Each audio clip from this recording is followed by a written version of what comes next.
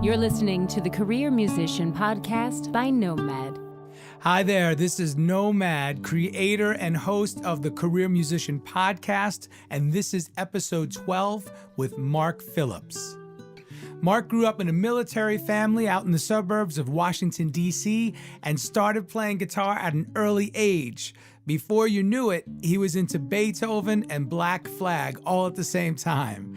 So diversity is definitely in his toolbox. Touring in a diverse group of bands as a guitarist in 18 countries and 48 states, from dive bars to stadiums, Mark has literally paid his dues. But Mark didn't stop there. He took it to the next level, and now he's a full-blown composer. Wait a minute, what? A guitar player, a punk rock guitar player being a composer? Yes, people, it can happen, and Mark is the true embodiment of that. The Amazing Race, Survivor, The Apprentice, Undercover Boss, Big Brother, American Idol, The Alaska Experiment, and Muppets Most Wanted. Wait a minute. What are you talking about? This guy has done everything. Yes, I am talking about just that. So tune in. But hold on before we get to it. As if that weren't enough, now he's producing his own passion project, The Black Operator, which is an all-star band comprised of members from the Mars Volta, Descendants, Jawbox, the Eagles of Death Metal, the Shins, 9 Inch Nails, Suicidal Tendencies, Dead Cross, and the legendary David Bowie keyboardist Mike Garson. Dude, Mark, you're busy epitomizing what a career musician really looks like. Check it out, Mark Phillips.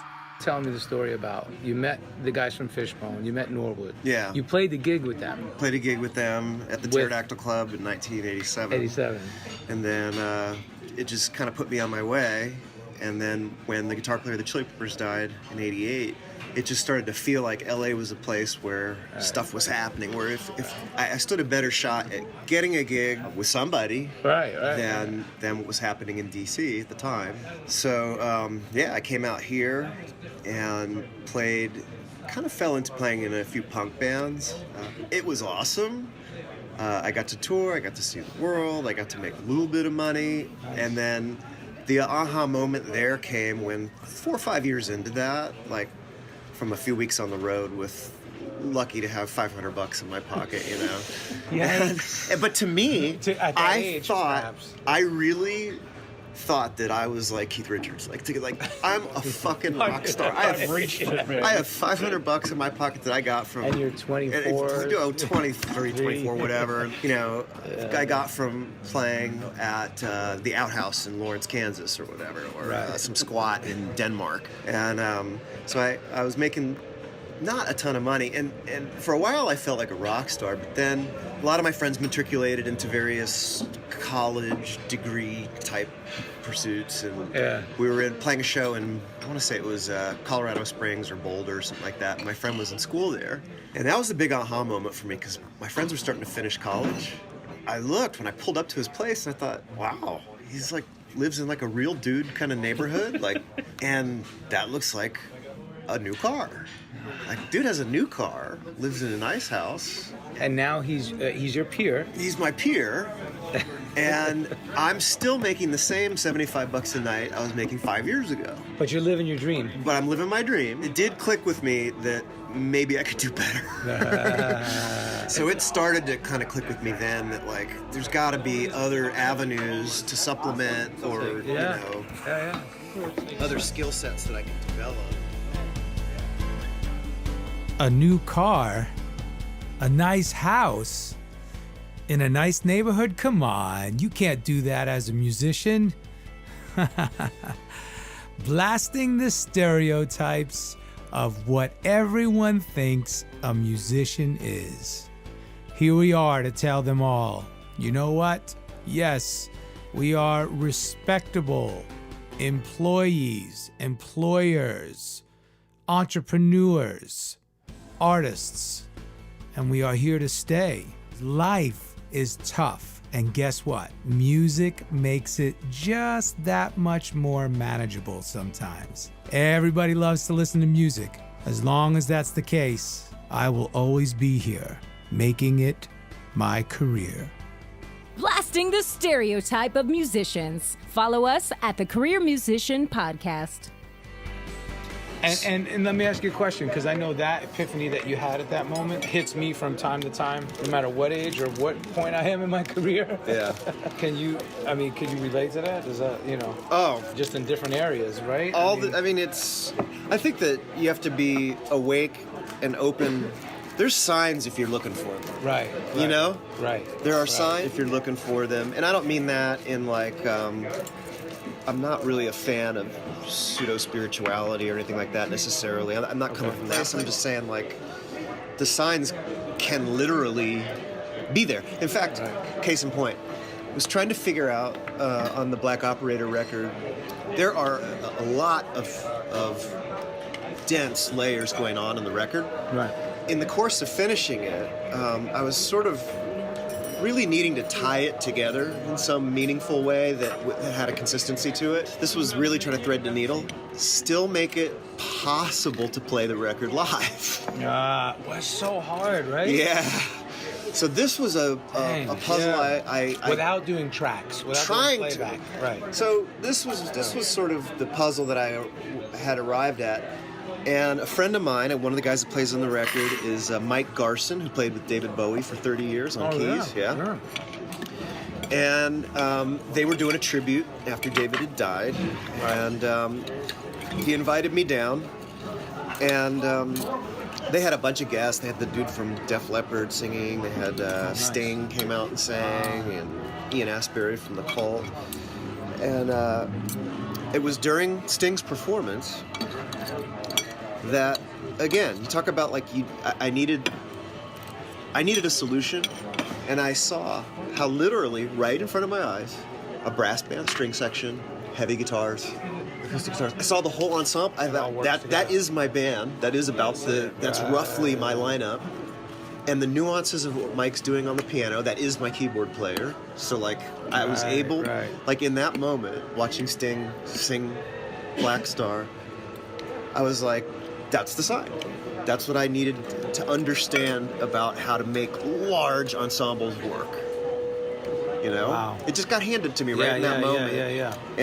And I understood that it's about, in my case, it was just about me committing to it and not being like sort of mix-wise and sort of like in the layers, like not being afraid to jump into it. It's basically like a mini orchestra. Mm-hmm. You need a mini orchestra to pull something, because I don't know the music yet, but obviously you're pulling some traditional and modern elements together. Mm-hmm. And like you said, textures. One can be sort of timid about it and have a layer of something happening that is there but doesn't come out at you. Yeah.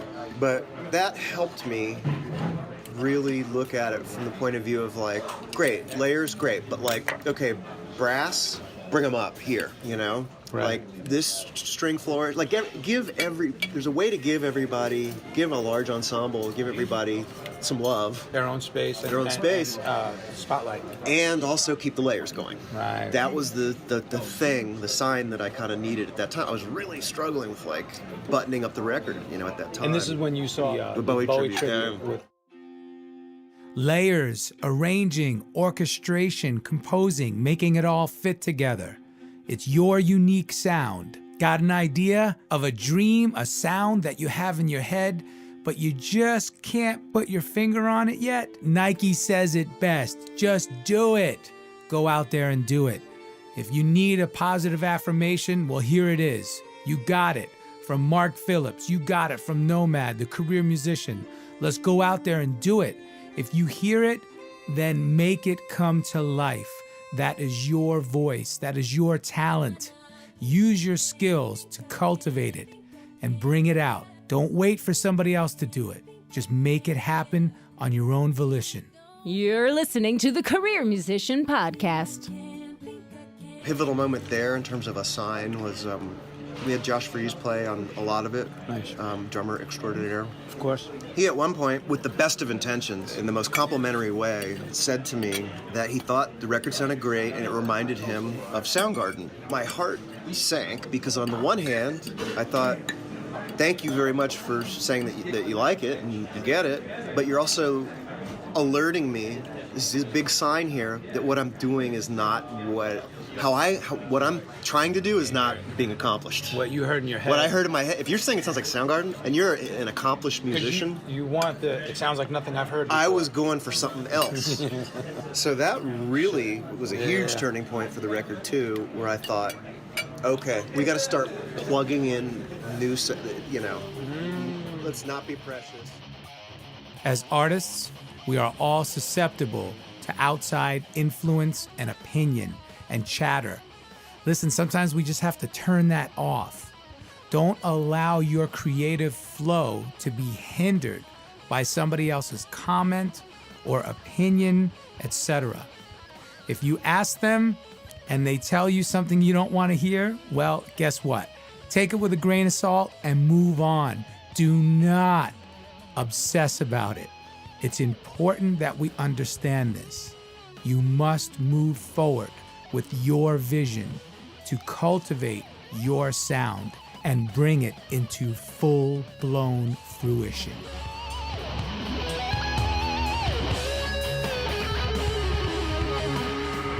As a composer, when you get feedback from your producer's director, as a producer, when you get feedback from your artist or A&R, as a fucking guitar player, when you get feedback from the producer in the room or the engineer. Yep. How do you? This is what I want to like corroborate clearly to the listening audience. How do you take that information, apply it without tearing your heart out and crying tears of blood, without taking it to heart, but still apply? Because this is a fine balance. I always said that I started as a session guitar player.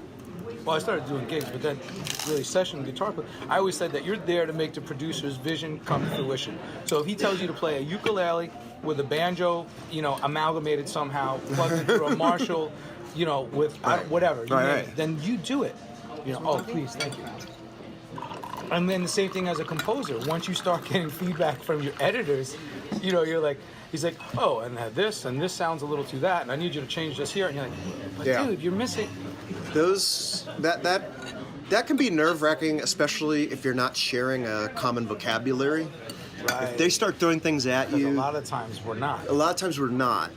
And I'll give you an example of a word I've run across a few times that has had a moving goalpost of definition in my world, and that's edgy. I've had people say edgy to me, and it's it means so many things. Exactly. So that's one of those signposts. I go, okay, you're giving me a sign that we need to have a conversation, because that word is a buzzword for me that is a bit of a Rorschach test. It's an ink blot thing where like some people are going to see this, some people are going to see that. So it's almost like you have to impart knowledge about vernacular vocabulary at the same time, but you can't come off abrasive. Oh, no. Or too edgy. No. You'll piss the people off that you're working for or with. And in fact, I think a good rule generally is to avoid, I don't want to say avoid engagement or conversation, but certainly avoid unnecessary questions. Basically, I try to view my first pass at any piece that I'm doing for TV, certainly. I try to view my first pass as a revolver that only has one bullet in it. You get one shot. I try to view it that way. That's excellent. Because if you know that you only have one shot and you're out there on the range and you're at a competitive distance, say you're 100 yards out, you only have one shot, you're going to aim a little bit more careful than if you have a magazine loaded with 16. I try to go in aiming pretty specifically and that informs my confidence with the client. When I say, I uploaded a pass at that cue for the Discovery Project or whatever it is. Right. And I believe that if I were to take another approach, a less confident approach, maybe not on any individual assignment, but over time that would be reflected in my language and in the way that I communicate with them. Like there'd be a little bit less certitude in my wording. Over time, they would notice, and that is, I hate to say it in such a zero-sum way, but that is ultimately kind of a weak position. Yeah. The stronger position, you know, I mean, if you want to get granular about it, is it F sharp or is it F natural? It's F sharp. Period. Yeah. Right. We're moving on. We're moving Next on. topic. Yeah. Yeah. You can't show any weakness. can't any signs of weakness. And that's not That's to the be a truth. tough guy. No, it's not to be a dick, but it's, Yeah. Yeah, I get it. It's because it invites confusion to the battlefield. And then you have 4 or 5 other people that want to get in the mix and chime in. Exactly. You know. And where I really, again, going back to my days at UCLA, I don't remember which teacher I should attribute it to, but on the stand, like it was probably my conducting class, on the stand, you want because you're burning orchestral time presumably at a scoring stage or something like that. Very expensive. You can't have zero, it's like zero questions. Zero downtime. Because, Right. and then if you get one question and you have a 60-piece ensemble, and they say, okay, woodwinds, you have an F sharp, or you have a B flat and it should be B natural, and then the trumpets go, well, wait. Wait a minute. Well, wait a minute. That can't be right. That can't be right, because then that's rubbing against what we have. Then you've all of a sudden got a Socratic dialogue going on, which is not what you're there for. You're not there to dialogue opening about. up for debate. Yeah, that's right. Oh, the good old musician nerd deliberations. A lot of times we find ourselves deliberating over the smallest little nuances and details. But I truly believe that's why in any scenario, a leader is imperative. You have to have somebody that corralling the troops, so to speak, and setting the course so that we all get to the same destination in one piece successfully, but also with the most beautiful production possible. I just played the Kennedy Center last week, and we did 2 nights, and we did 3 rehearsals, right? 2 or 3 rehearsals. Anyway, the conductor, Tim Davies, which I don't know if you know, but fantastic guy, he only opened the floor up one time for questions. One time. And it was like the most brief, Right.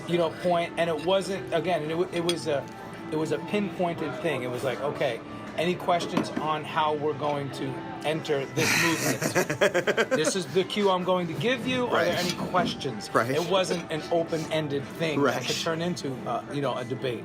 So that's so true. Yeah, I think that's kind of, for anybody aspiring to do music professionally on any level, that would be a good tip to be more confident with what you deliver. And by that, I don't mean just in your posture. I mean, while you're doing it, be committed to, if it's F sharp, if it's B, whatever it is. Whatever it is. You know, if you got a note in there that rubs and you feel funny about it or whatever, resolve your issue before you send it off. Either decide to let it rub, That's right. or to or fix it and make it more. But don't turn that shit in Less and then have butterflies that night I wasn't at sure 2 in the about morning. bar 29. But when it gets to the 113 segment, I wasn't sure. A conversation you should not be having with a client the next day is, oh, I had a feeling you'd say that, or oh, I was feeling weird about that part. That awesome. as much as, and I don't mean to make the clients sound like unreasonable people, because they're not. No, 'cause- it's just something that over time, That's why Like they're you said, hiring you. that's why they're right. hiring you to not engage in a philosophical conversation about why you choose F sharp over F natural. Because you're the expert in this That's field. right. And that's why you got the gig. That's so That's true. it.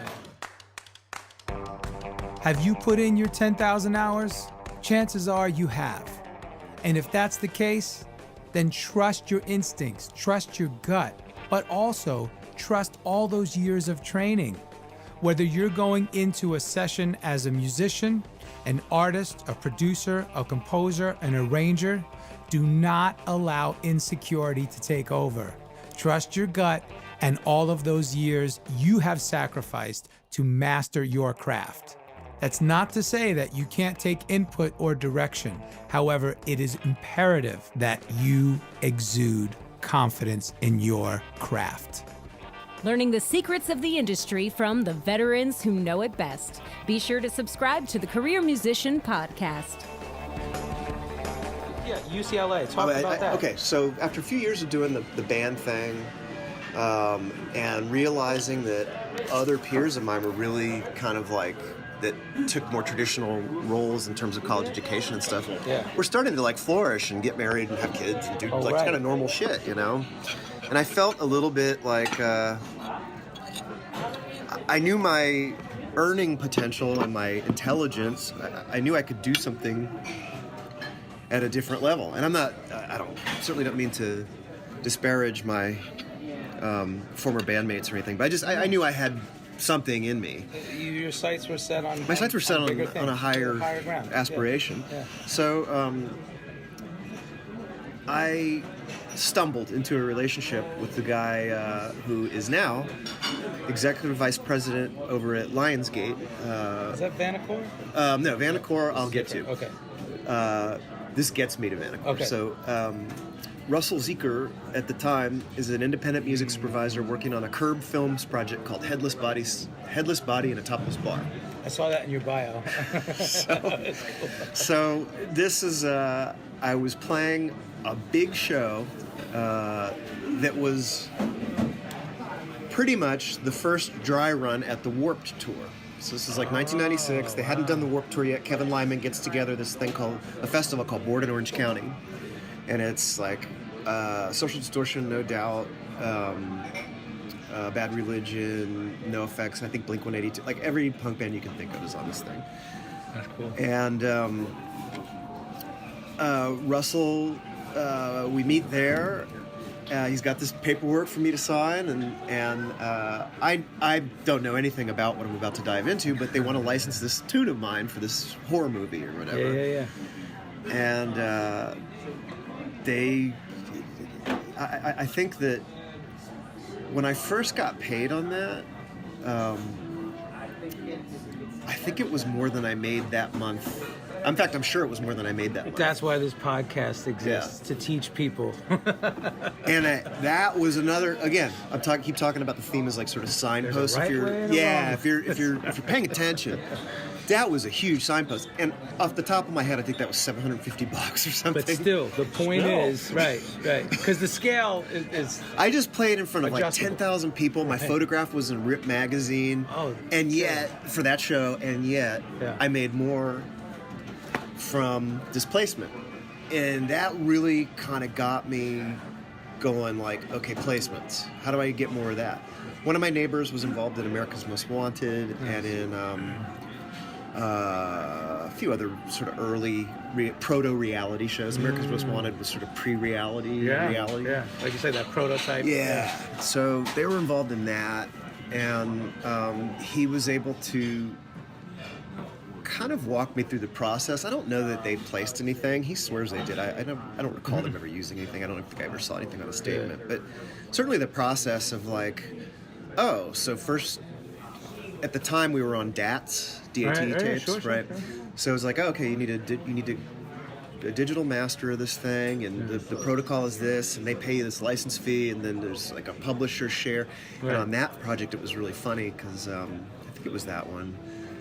There was a composer on the job who, it's kind of a dick move, called me up and said, "Hey, I noticed that you don't have a publishing company on your on this cue sheet here. Just wondering if you want me to list mine." Without explaining to you all the ramifications that just go wondering with if you that. want to use. You can just use. We can just throw my publishing name on there. By the way, I'm going to be collecting 50% of your money. Your money. So I called. Someone, some guardian angel of mine. I can't remember who at the time, who said like, "No, red alert." And I think I think that was BMI directly that just said, and this is good for people who have their head spun by publishing issues. Mm-hmm. You do not, at least if you're BMI, I can't speak with certainty about SCAP, but I am pretty sure it's the same way. You do not have to have a publishing company. You can request that 200% of the revenue be assigned to your writer account. You can do that. Option A. That's option A. That is, you can do that. Option B, here's what I did from an early age, because at an early point I discovered you can have more than one publishing company. That's right, of course. So I started opening up publishing companies under cool little names that I always wanted to have, right? Totally. Yep. So for different purposes. So there's two options. There's plenty of options. And those...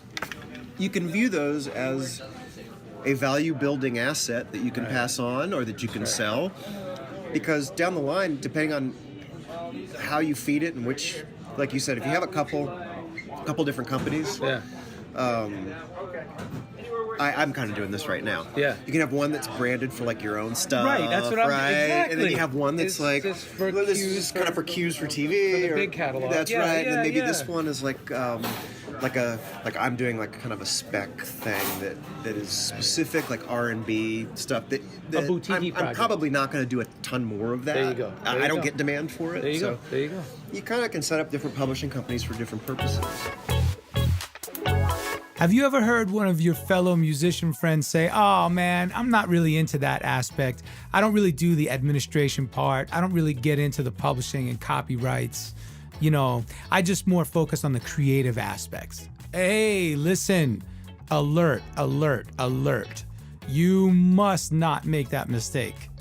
If you are writing cues for television and film or other multimedia purposes, if you are writing songs for artists to be out there in streaming and radio world, you must understand how publishing and royalties work.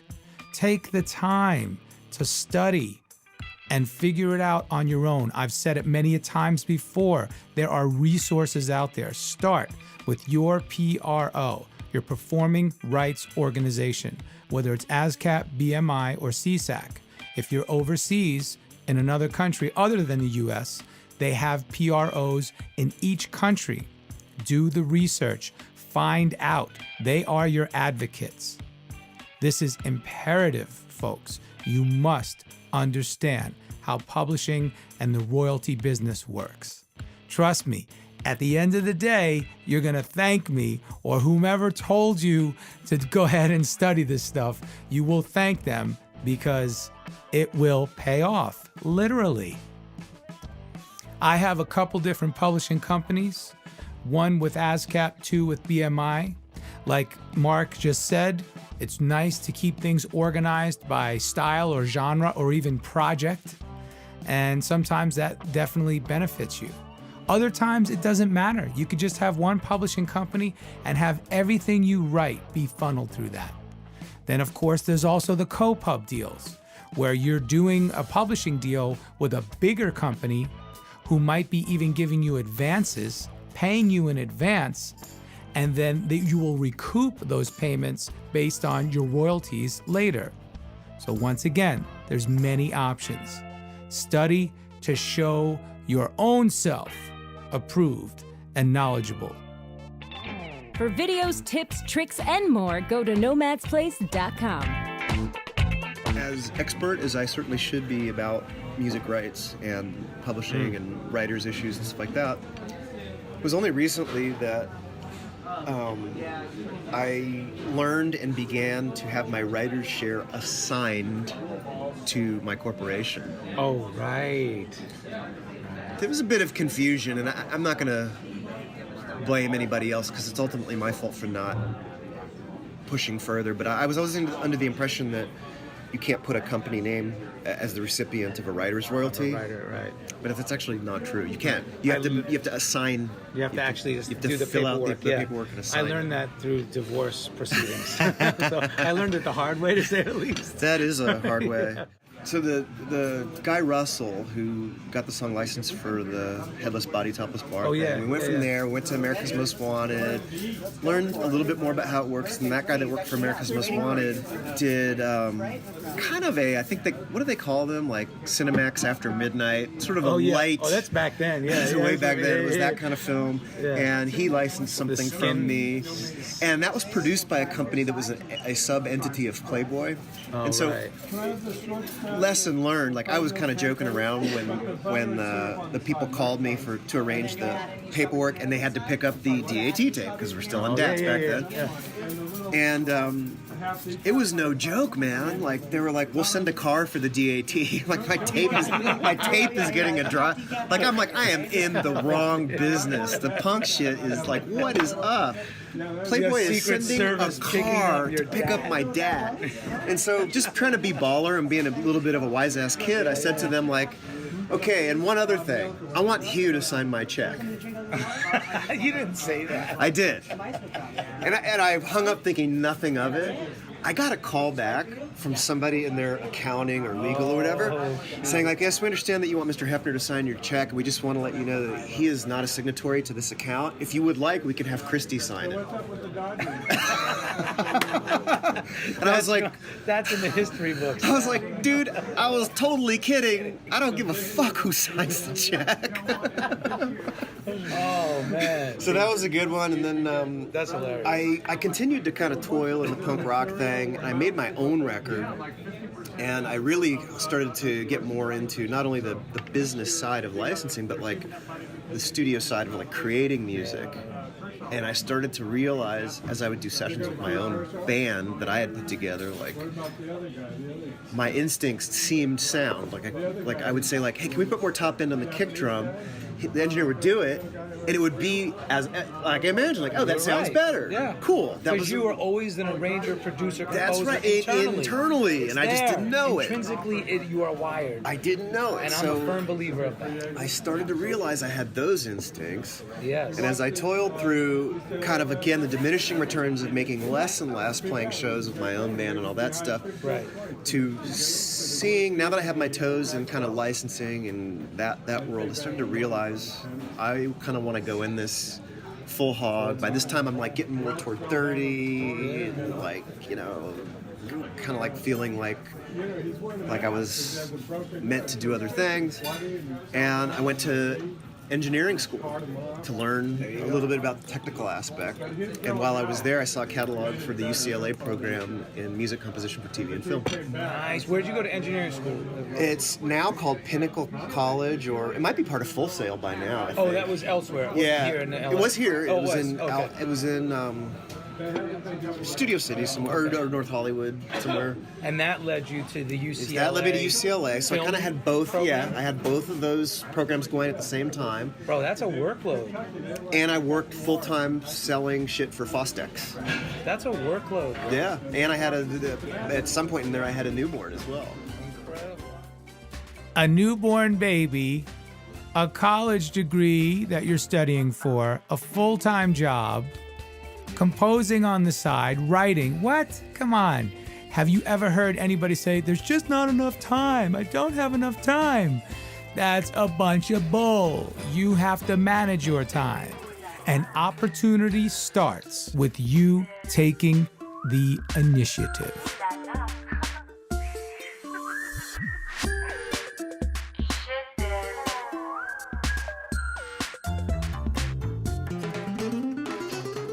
So I'm in my film scoring class. 10 other guys, all who can write orchestral stuff.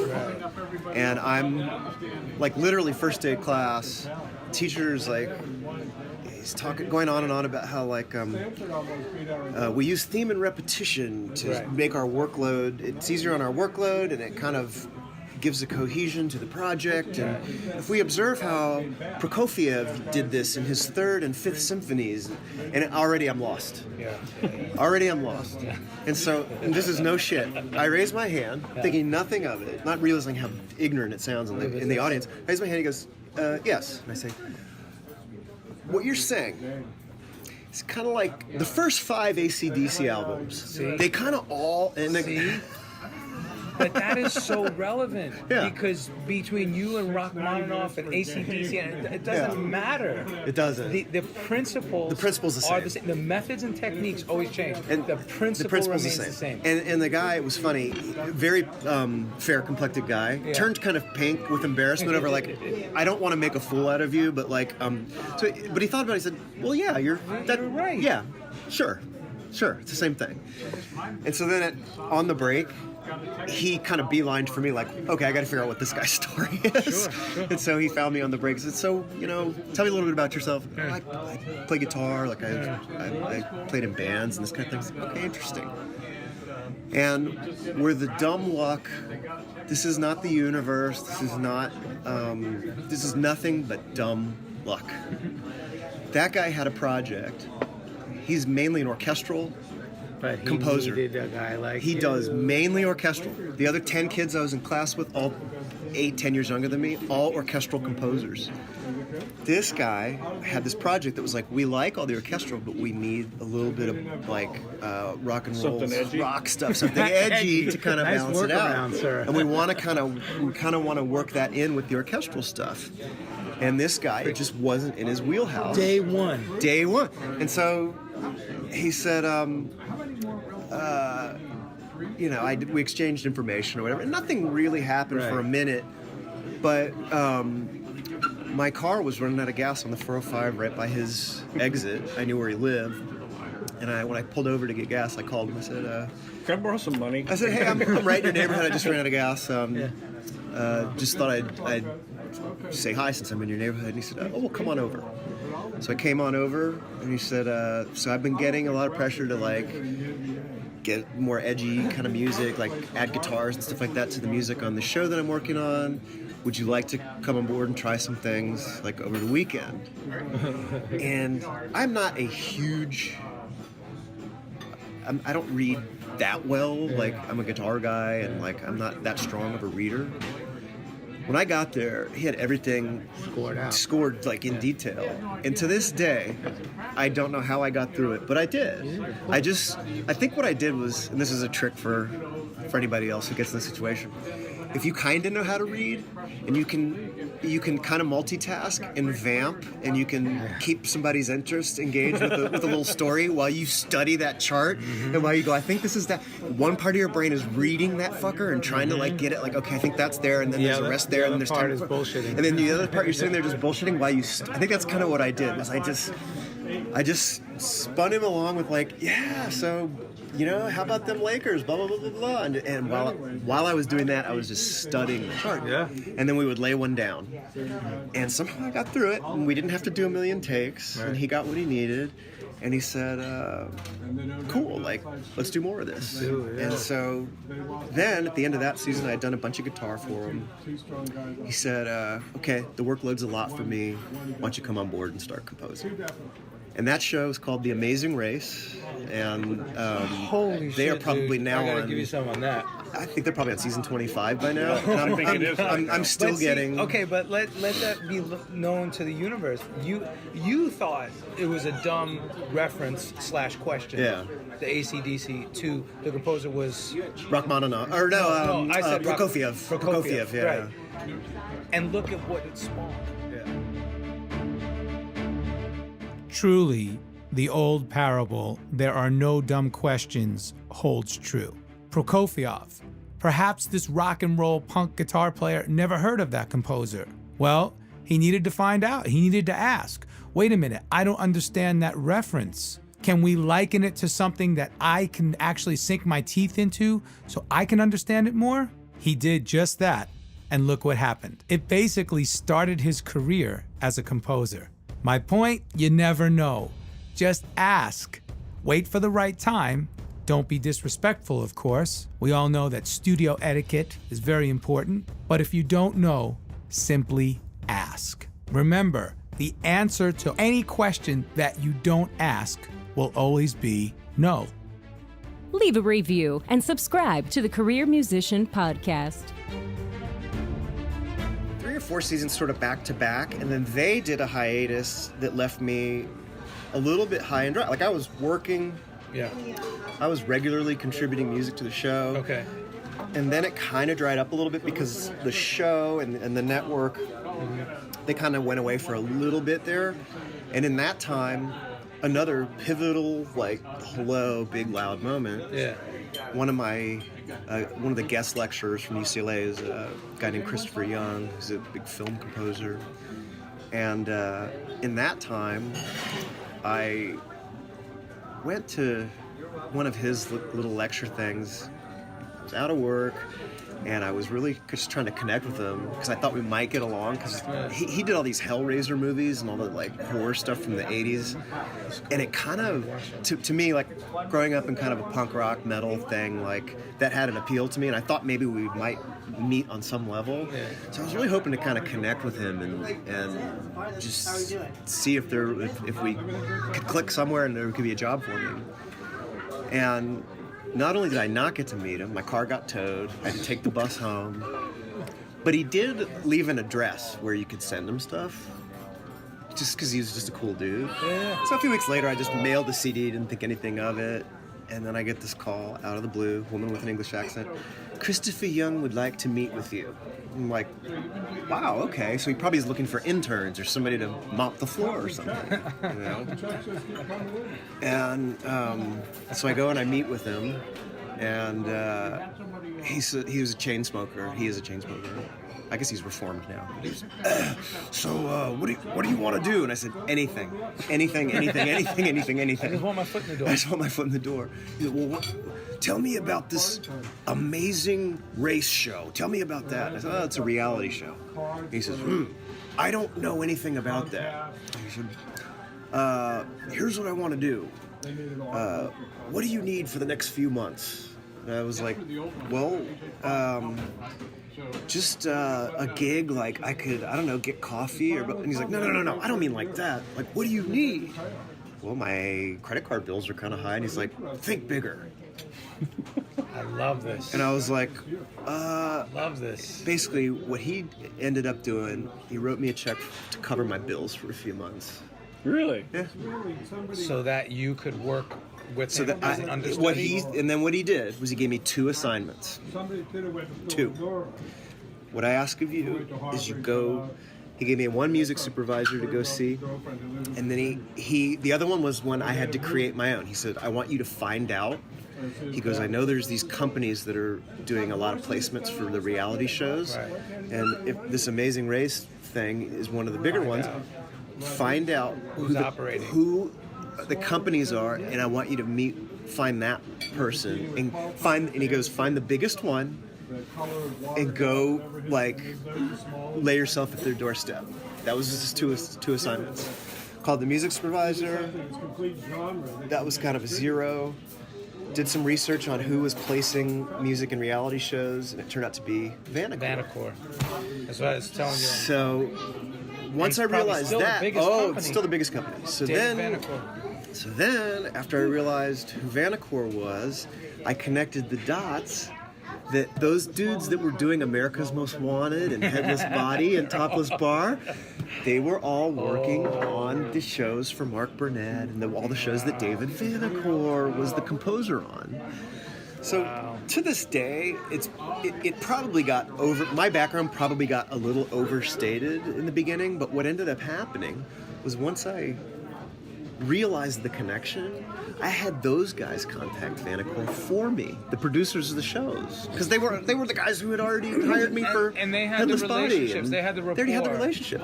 So, and this was back in the day. Believe it or not, I think this was done by fax. Brilliant. They faxed him a letter. It's brilliant. And it said they faxed him a letter, and it said, and I think I even wrote the letter, and it said like, hey, we have a friend that we wanted to be the composer, but we know you are the composer, so we don't want to step on your toes. You know, would you be willing to meet with this guy and see what you can do? Got a call not too long after. That's why it's called the career musician, because you thought like a businessman. You didn't think like a musician off the street, like, oh man, I just need a gig. Yeah. Dude told you think bigger. I just need to make coffee. I'll do coffee. Yeah. No, he was like, no, bigger, bro. Yeah. He wasn't having that. That's a business person's mindset. Yeah. And look what it's called. Mark really exemplifies the whole point of acting on your gut, taking initiative, thinking bigger, expanding your horizons, going out there and exploring for yourself. Don't sell yourself short. You never know what's going to happen from one moment to the next. And the only way you're going to get to those moments is by grabbing the bull by the horns and just going for it. Throughout this interview, you've heard Mark Phillips himself say, look, I could have just been a guitar player in punk and rock and roll bands my whole life. But he saw some of his peers and other colleagues doing things that he never thought he could do until he said, you know what? I'm just gonna make it happen on my own. He took initiative, and that's what we have to do. If you're a trumpet player and you feel like, you know, I can be a great composer, then start studying composition, start learning about arranging and orchestration, and dive in head first. If you're a singer and you sing backup vocals for other artists, but you know that you're an artist deep down inside, well then start writing songs. Start recording songs with you as the lead singer. Put a band together. Make it happen, Captain. You are the one in charge of this ship. So steer it toward the horizon that you want to land on. So once I got in with Dave over the phone, and he, at that time, had never hired anybody sort of from the outside. Everybody that worked for Dave up until that point all had worked in his studio as a coffee person, done the cleaning, all that shit. Like No solicitation. no, They will not allow there was it. not, right? So, and we kind of have a system of numbers. So I was like the 12th person to come through the door. Technically, I was actually, it's between me and another guy, both at the same time. We were the first two outsiders, number 11 and number 12. Oh, wow. I had number 11 for a few days, but then they realized there was a That's redundancy funny. there. So I got number 12, and that was in like 2002, something like that, 2003. And I've been with, like basically that day, shortly after that call, I waited a little while, and then he left a message on my answering machine. I'm going out of town this weekend, but if you want to start working for me, write 3 cues that do this, that, and the other. One was an acoustic guitar thing, one was orchestral, I don't remember what the other one was. And here's where I got to thank Chris Holden, pal of mine, composer, mixer, called me and said, "What are you doing?" I said, "Oh, just, hanging with my son, and, I might have to write some cues this weekend." That guy David Vanacore called me and left me some instructions on my machine. And Chris Holden, to his credit, said, "Why are you on the phone with me?" Right now, you should be buried deep in work. He's like, "You do not sleep on that. Yeah. You get off the phone with me Yeah. and start." And I was like, "Well, shouldn't I talk to him first?" And he's, no. And that was probably where I learned that attitude. Just walk in the door and with your first shot out of the chamber being I love that it. confident. Like, just give it to him as if it's, listen to the message a few times and just do your best. And I brought him in, and I'll never forget it. Dave started bopping his head to the acoustic guitar Nice. cue. He lifted up his hand and high-fived me, and I thought, okay, cool. Done. And then I left there with an assignment for Survivor and for a daytime. From punk band guitar player, band member, out there touring the country in a van, making $500 after a tour, to being a composer with one of the biggest production companies out here in Los Angeles, David Vanacore Music, working on some of the biggest reality TV shows ever. How did this happen? Well, because Mark just took initiative. He made it happen. He even said it himself as dumb luck. It was not some conspiring universal rules and demigods that came together and said, "Oh, we're going to make Mark Phillips the next big composer." No, it's not like that. You can steer this ship. We can be the captains of our destiny, our fate. To a certain extent, I truly believe that. So I hope this episode has inspired you to take your career to the next level. It certainly has done that for me. And until next time, this is Nomad signing off. And remember, all of my fellow career musicians out there, act as if ... blank. You fill in the blank. You want to be a composer? Act as if you already are a composer. You want to be an artist? Act as if you already are that artist. And to all my fellow career guitarists out there, don't sweat it, fret it. Hey, we appreciate your support. Again, this is a labor of love of mine, as I truly believe this message needs to be heard. So do me a favor, go to iTunes, subscribe to the Career Musician Podcast, and leave a review. Like it, share it, or whichever podcast platform you listen on, please help spread the word. We also have a Career Musician Instagram profile and a Career Musician Facebook page. Please check those out. Like, share, download, repost, all of that good stuff. Thank you so much. Until next week, Nomad. Follow Nomad's Place on Facebook, Instagram, and YouTube. Make your voice heard. Leave a review and subscribe at the Career Musician Podcast. I'm just a nomad, nowhere man, writing the songs in this one-man band. a nomad.